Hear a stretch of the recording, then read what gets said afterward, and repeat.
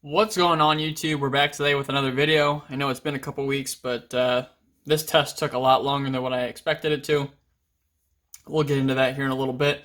Um, as you guys can see in front of you and from the title, we have a Shirogorov Hation Lite in M390 that we tested. This is one I've been really looking forward to. We aren't going to go over the composition of M390 because obviously we've made enough videos. Everyone has on M390, so I feel like the composition is pretty well known at this point. And at the same time, you guys can look it up if you're really that curious on it. Going forward, this is the M390 that I've really been looking forward to testing is some Shirogorov M390. It's rumored to be at 63, but I really couldn't find any confirmation of that anywhere. And M390 at 63 sounds pretty darn awesome. So I was really looking forward to getting my hands on this stuff and testing it. Right off the bat, I sharpened this guy up, used it for about 2 days in EDC use to get a feel for it before I went ahead and did testing on it. So I ran into some issues with the cardboard during my testing. I brought home some new cardboard from work to test with. Normally I try and stick to like the same relative type of cardboard, but this stuff was a little bit different. It was in bigger sheets, so I thought it would be a little bit nicer. It looked the exact same, so I ran a test on this, and like the first test I got like 40 feet, so I thought something might have been off with my sharpening. Maybe I didn't get the burr completely off.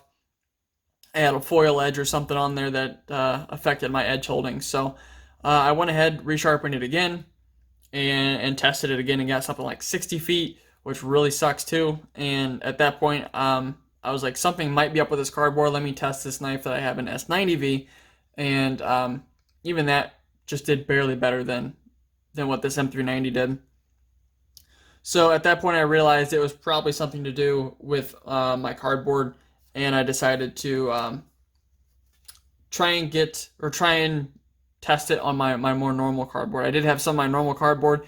It was just in smaller pieces, so it takes more cuts to get to the same length of feet cut. So I ran a test on it with that cardboard and got something like, I think it was 228 feet, give or take. And even that seemed a little bit low. So I was like, I wonder if something's up with my cardboard. I need to get some sort of standardized cardboard to test this with. So I went to Walmart and bought the same moving boxes that Steve uses and decided to test on that, since that should line up with Steve's results. So I went ahead and sharpened this yet again with my normal progression, 220 to 1000 grit diamond, 16 and 4 micron CBN on leather.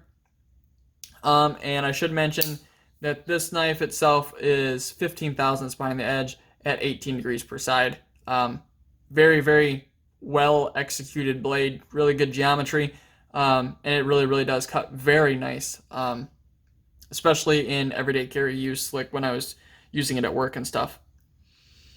So when I tested it again, I got 199.83 feet, which is really disappointing for a knife of this caliber. I think that the cardboard is ruled out, considering I went and got the same stuff that Steve uses, and that's almost identical or just a hair lower than what the result was with my normal cardboard, which is kind of disappointing. I think this might be a lemon, or it's really disappointing if Shirogorov runs their knives as soft as this one seems. So I should say that these are just test results, testing a 1-inch section of the blade. When I used this thing for 2 days, it was incredible. As far as edge holding and stuff goes, I don't know, I cut so many boxes with it in those 2 days, and I processed so much cardboard. I mean, I would venture to say that I probably broke down 30-40 boxes and probably cut a good 300 to 400 feet of cardboard. It was still slicing paper easily. So I think that's something to keep in mind, is that during these tests that we're only testing, a 1-inch section of blade, And in everyday carry use, this stuff can actually hold up a lot better than what it does in a test. I wouldn't hesitate to carry something like this as an everyday carry just because of how well it performed and that thin geometry. It makes it a pleasure to use. So even though the test results are disappointing, in real world use, this stuff does very, very well, and I think you guys should keep that in mind. So with that stuff out of the way, I did want to do a quick review on this. I wasn't going to make an entire video on the knife itself.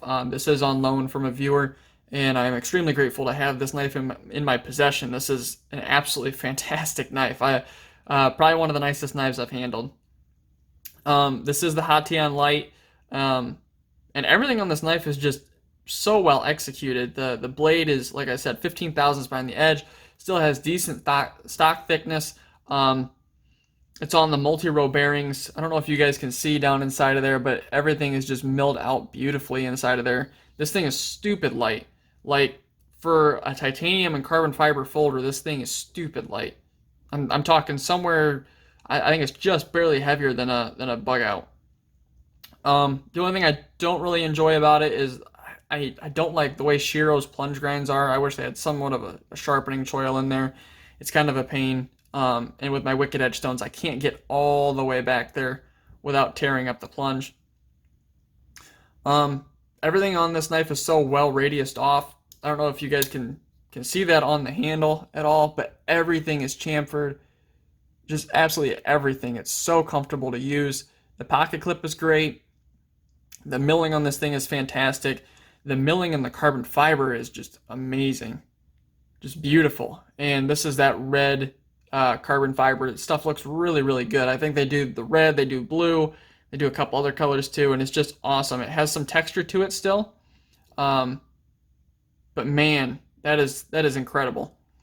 The way that they integrated the lanyard tube or the lanyard hole here into the backspacer is really nice. It actually slips up and underneath and then pops out the other side, so you really don't see much of it from this point of view, but there's enough room for you to run cord through there.